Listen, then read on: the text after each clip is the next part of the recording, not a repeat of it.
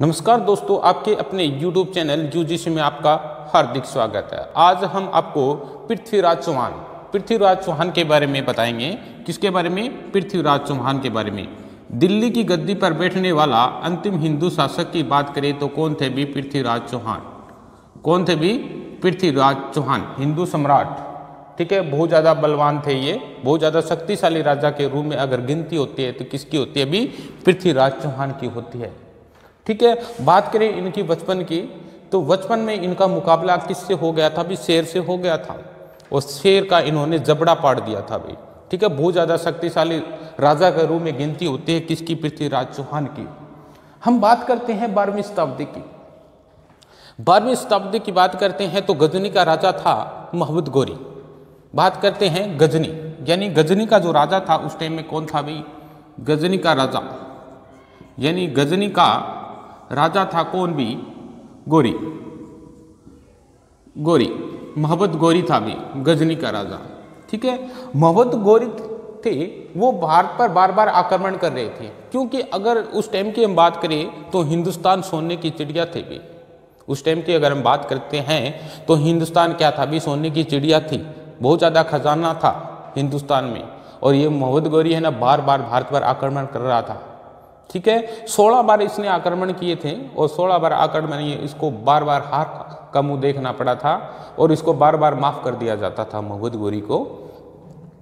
तो जो प्रसिद्ध युद्ध था यानी तरावड़ी का युद्ध या तराइन का युद्ध, तरावड़ी का युद्ध और तराइन का युद्ध एक ही बात है अभी। तरावड़ी का युद्ध, तराइन का युद्ध, यानी 1191 और 1192 में युद्ध होते हैं, वो बहुत ज़्यादा प्रसिद्ध युद्ध थे भी।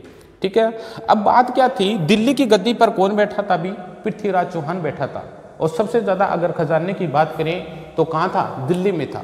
मोहम्मद गोरी को पता था अगर दिल्ली को लूट लिया जाए तो गजनी क्या बन जाएगा? सोने की चिड़िया बन जाएगा। इसलिए इसका ध्यान कहाँ था? गोरी का ध्यान कहाँ था? पे दिल्ली पर था। और दिल्ली की गद्दी पर बैठा था हिंदू सम्राट, महान योद्धा कौन? पृथ्वीराज चौहान। तो इन्होंने मोहम्मद गोरी के द्वारा 1191 ईस्वी में, मोहम्मद गोरी के द्वारा 1191 ईस्वी में, कभी 1191 ईस्वी में, यानी तराइन का प्रथम युद्ध आ जाए या तरावड़ी का प्रथम युद्ध आ जाए तो कब हुआ था भाई? 1191 ईस्वी में, यानी करनाल में युद्ध हुआ था। इधर से कौन? गोरी आ जाता है गजनी से। ठीक है, इधर से पृथ्वीराज चौहान, इन दोनों के बीच में क्या होता है? युद्ध होता है। तरावड़ी का प्रथम युद्ध बोलते हैं जिसको। ठीक है, इन दोनों के बीच में युद्ध होता है। इस युद्ध में मोहम्मद गोरी यानी गोरी है वो क्या हार जाता है और पृथ्वीराज चौहान है वो क्या हो जाता है? विजय हो जाता है भाई। दोबारा से सुन लो, यानी तरावड़ी का युद्ध हुआ था 1191 ईस्वी में। ठीक है, करनाल में हुआ था ये। गोरी और पृथ्वीराज चौहान यानी मोहम्मद गोरी और पृथ्वीराज चौहान के बीच में ये युद्ध होता है और इसमें पृथ्वीराज चौहान है वो क्या हो जाते हैं? विजय हो जाते हैं। इसके बाद में गोरी को क्या बंदी बना लिया जाता है? गोरी को बंदी बना लिया जाता है और गोरी क्या माफी मांगता है? किससे? पृथ्वीराज चौहान से।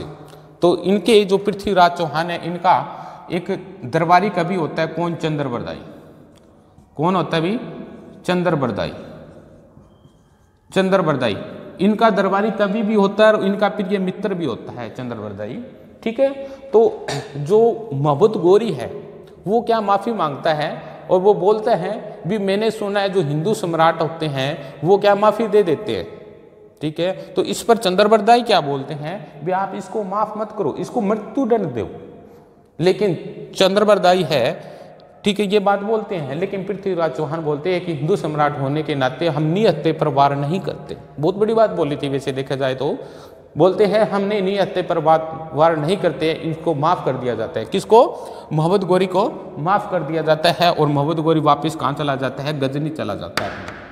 ठीक है, गजनी चले जाने के बाद में ये अपनी युद्ध की तैयारी में लीन रहता है। इसको दोबारा से फिर पता है कि दिल्ली में बहुत ज़्यादा खजाना है, उसको लूट लिया जाए, उसको लूट लिया जाए। इसके मन में एक ही बात थी भी, ये युद्ध की तैयारी कर रहा होता है। इधर क्या होता है अभी? हम बात करते हैं कन्नौज के राजा जयचंद की। बात करते हैं किसके? कन्नौज के राजा। यहाँ बता देता हूँ आपको, कन्नौज के राजा जयचंद की। अब जयचंद की और पृथ्वीराज चौहान की आपस में दुश्मनी होती है। जयचंद की और पृथ्वीराज चौहान की आपस में दुश्मनी होती है। वास्तव में उस टाइम का अगर शक्तिशाली राजा के रूप में हम गिनती करते हैं तो किसकी थी? पृथ्वीराज चौहान की। ठीक है, तो जयचंद की और आपस में इनकी क्या थी? दुश्मनी थी। अब बात करते हैं, एक बार क्या होता है, इनकी एक पुत्री थी भी, जयचंद की पुत्री थी कौन? संगीता। संगीता कौन थी भी? संगीता। ठीक है, संगीता की के लिए यानी जयचंद द्वारा एक स्वयंवर का आयोजन किया जाता है।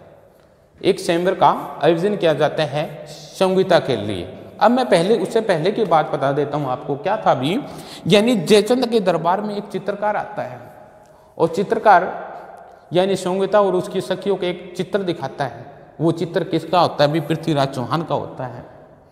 और ये संगीता पृथ्वीराज चौहान का चित्र देखती है, इनकी फोटो देखती है और देखते ही मंत्रमुग्ध हो जाती है, यानी इसको क्या हो जाता है भी?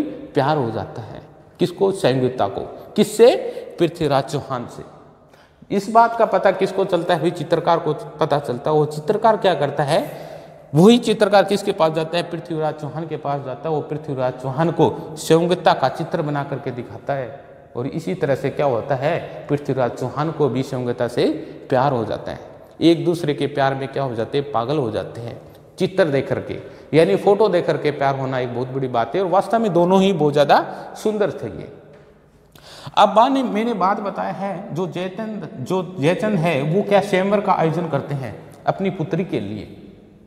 पुत्री के लिए स्वयंवर का आयोजन करते हैं, महान सम्राट योद्धाओं को बुलाते हैं, लेकिन ये इसका दुश्मन है कौन? पृथ्वीराज चौहान। पृथ्वीराज चौहान को नहीं बुलाते हैं स्वयंवर में। ठीक है, और क्या करते हैं? पृथ्वीराज चौहान को नहीं बुलाते। वो पृथ्वीराज चौहान है जहाँ स्वयंवर बनाया जाता है, वहां पर क्या? द्वार पर इनका पुतला बनाकर रख दिया जाता है। किसका? पृथ्वीराज चौहान का पुतला बनाकर रख दिया जाता है और बोला जाता है जो भी महान सम्राट योद्धा आएंगे उनको क्या लगेगा? जयचंद का द्वारपाल है कौन? पृथ्वीराज चौहान। तो वहां स्वयंवर का आयोजन चल रहा होता है, वहां संगीता पहुंचती है, वहां महान महान योद्धा पहुंच जाते हैं, उन महान योद्धाओं को देखती है, आगे बढ़ती है और लास्ट में जब आगे बढ़ते बढ़ते देखती है तो द्वार पर किसका? पृथ्वीराज चौहान का चित्र यानी उसकी प्रतिमा या उसका पुतला द्वार पर था।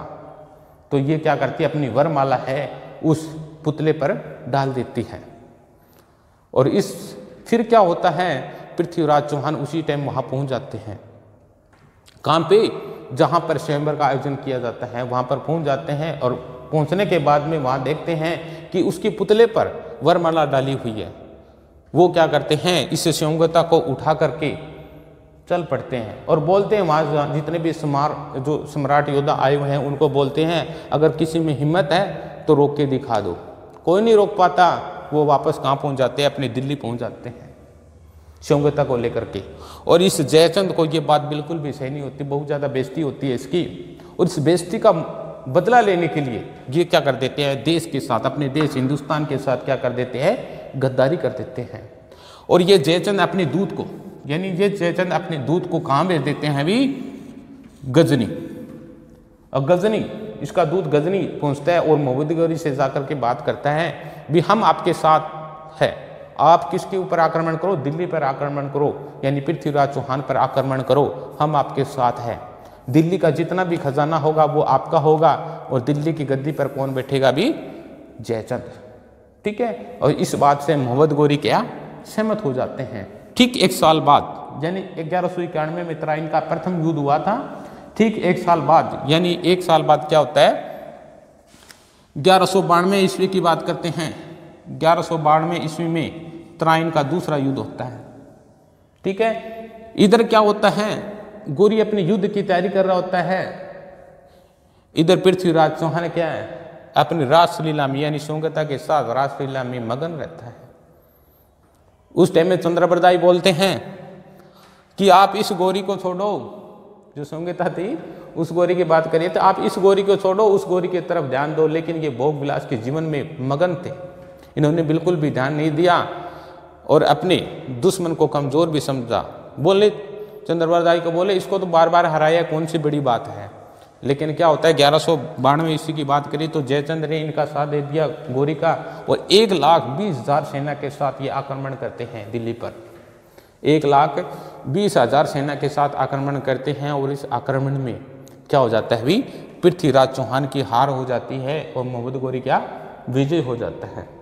इसके बाद में क्या होता है, पृथ्वीराज कुछ एक बुक्स में और कुछ एक इतिहासकार क्या मानते हैं, पृथ्वीराज चौहान को बंदी बना लिया जाता है और कहाँ, सिरसा में, कहाँ भी, सिरसा में क्या होता है, इसको मार दिया जाता है पृथ्वीराज चौहान को। लेकिन क्या जो चंद्रबरदाई हैं, इन्होंने एक पुस्तक लिखी थी, कौन सी, पृथ्वीराज रासो। वो पूरी की पूरी पुस्तक किसके बारे में है भी, पृथ्वीराज चौहान के बारे में है। उसमें क्या देखने को मिलता है भी, पृथ्वीराज चौहान को मोहम्मद गौरी कहाँ ले जाता है भी, गजनी ले जाता है। गजनी ले जा करके सामने खड़ा करता है, वो सामने खड़ा करके बोलता है कि आप मेरे दास बनकर रह सकते हो। तो इस पर पृथ्वीराज चौहान बोलते हैं, मैं दास बनकर नहीं रह सकता, बिल्कुल भी, मैं राजपूत की संतान हूँ, मैं दास बनकर नहीं रह सकता। उसके सामने नजरे से नजरें मिला करके सामने खड़ा रहता है। मोहम्मद गौरी बोलता है कि आप नजरें झुकाओ, लेकिन ये नजरें झुकाने के लिए तैयार नहीं होता। इसलिए मोहम्मद गौरी के द्वारा आदेश दिया जाता है, इनकी आंख फोड़ दी जाए, और पृथ्वीराज चौहान की आंखें फोड़ दी जाती है। उसके बाद में चंद्रबरदाई को अपने मित्र की याद आती है। चंद्रबरदाई भी कहाँ पहुँच जाते हैं, गजनी पहुँच जाते हैं। गजनी पहुँचने के बाद में मोहम्मद गौरी से बात करते हैं, बोलते हैं आपको कुछ तो सोचना चाहिए, आपको इसको 16 बार माफ़ किया गया था, आप एक बार भी माफ़ नहीं कर सकते। तो इस पर मोहम्मद गौरी बोलते हैं, इसको भी, किसको, चंद्रबरदाई को भी बंदी गृह में अपने मित्र के साथ बंद कर दिया जाए। तो इसको भी बंदी गृह में बंद कर दिया जाता है। उसके बाद में इन दोनों जो मित्र हैं, इनके आपस में वार्तालाप होती है, बातचीत होती है, प्लान बनाया जाता है। और इसमें पृथ्वीराज चौहान वो बोलते हैं, चंद्रबरदाई मैंने गलती कर दी, उस टाइम आपका कहना मानता तो ठीक होता, आपने बोला था इसकी हत्या कर दी जाए और मैंने हत्या नहीं की। अब की बार अगर मुझे मौका मिल गया तो मोहम्मद गौरी को मार दूंगा। उसके बाद में वहाँ क्या बाण प्रतियोगिता होती है, अभी बाण प्रतियोगिता होती है। इस बात का पता चंद्रबरदाई को पता चलता है और चंद्रबरदाई मोहम्मद गौरी के पास जाकर के मिलता है, बोलता है हम भी इस प्रतियोगिता में हिस्सा लेना चाहते हैं। तो इस पर मोहम्मद गौरी हंसते हैं और बोलते हैं जो व्यक्ति अंधा है वो क्या बाण चलाएगा। इस पर चंद्रबरदाई बोलते हैं एक बार हमारे को अवसर तो दिया जाए। तो इसको यानी पृथ्वीराज चौहान को वो अवसर दे दिया जाता है। बोला जाता है कि वहाँ पृथ्वीराज चौहान को बाण थमा दिया जाता है और जो पृथ्वीराज चौहान है वो शब्द भेदी बाण में निपुण थे। शब्द भेदी बाण में क्या थे, निपुण थे, यानी शब्दों यानी आवाज़ से वो बाण चला सकते थे। तो इस पर क्या होता है, जो मोहम्मद गौरी है वो सामने खड़ा होता है और जो पृथ्वीराज चौहान है उसके हाथ में क्या होता है, बाण होता है। और चंद्रबरदाई उनको शब्दों के माध्यम से समझाता है। क्या समझाता है उनको समझाता है भी 4 बांस 24 गज, 4 बांस 24 गज अंकुल अष्ट प्रमाण, ता बैठा सुल्तान मच चुके चौहान। यानी 4 बांस 24 गज अंकुल अष्ट प्रमाण, ता बैठा सुल्तान मच चुके चौहान। यानी उसको समझाने का तरीका था भी 4 बांस, यानी पहले जो लंबाई थी वो किस में मापी जाती थी, बांस में मापी जाती थी। यानी 4 बांस 24 गज अंकुल अष्ट प्रमाण, ता बैठा सुल्तान मच चुके चौहान। तो इस पर यानी पृथ्वीराज चौहान के द्वारा जो तीर चलाया जाता है वो सीधा किसके ऊपर लगता है, मोहम्मद गौरी के जाकर के लगता है और वहाँ मोहम्मद गौरी मर जाता है। और उसके बाद में जो पृथ्वीराज रासो है उसमें लिखने को क्या देखने को मिलता है, यानी जो चंद्रबरदाई है वो पहले किसकी हत्या कर देता है, अपने प्रिय मित्र किसकी, पृथ्वीराज चौहान की हत्या कर देता है, फिर खुद की हत्या कर लेता है और बोलते हैं किसी दुश्मन के हाथों मरने से अच्छा है खुद ही मर लिया जाए। तो इस तरह से पृथ्वीराज चौहान यानी हिंदू के सम्राट उनका अंत हो गया था। और देश के गद्दार है जयचंद की बात करते हैं तो जयचंद को बोला था, यानी जब युद्ध होता है 1192 ईस्वी में, तब इसने बोला था अभी दिल्ली की जितनी भी जो संपत्ति है वो आप ले जाए और दिल्ली की गद्दी मुझे दे दी जाए। तो इसमें मोहम्मद गौरी जैसे ही युद्ध में विजय हो जाते हैं, जब ये जयचंद, अब इस जयचंद की बात करें तो ये जयचंद मोहम्मद गौरी को बोलते हैं, क्या बोलते हैं, मैंने अपना वादा पूरा किया और आप भी अपना वादा पूरा कीजिए। वादा क्या था? वादा ये था कि जयचंद बोल रहा था मुझे दिल्ली की गद्दी मुझे चाहिए, लेकिन इस पर मोहम्मद गौरी ने एक बहुत अच्छी बात बोली अभी। क्या बोले थे? भी तुम देश के गद्दार हो, भी तुम अपने के नहीं हो सकते तो मेरे क्या होंगे, ठीक है, तुम देश के गद्दार हो। और वास्तव में इसने अपने देश के साथ क्या की थी? गद्दारी की थी। उसी टाइम यानी मुसलमानों का आगमन हुआ था, दिल्ली की गद्दी पर बैठने वाला अंतिम हिंदू शासक था।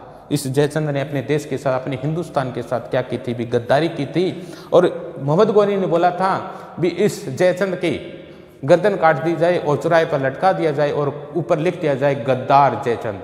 बड़ा अच्छा लगा, क्योंकि मोहम्मद गौरी ने बहुत अच्छा किया। जो अपनों के नहीं हो सकते वो किसी बेगाने के कैसे हो सकते हैं। तो इसी तरह से जयचंद का भी अंत हो गया, पृथ्वीराज चौहान का भी अंत हो गया, और यानी इस्लाम धर्म का आगमन हो, यानी मुसलमानों का हमारे देश में क्या हो गया? आगमन हो गया। हमारा देश है क्या सोने की चिड़िया कहलाता था। और अगर पृथ्वीराज चौहान के बारे में जितना भी हम बोलें उतना ही कम है। वास्तव में बहुत ज़्यादा शक्तिशाली योद्धा था। ठीक है, okay, thank you, have a nice.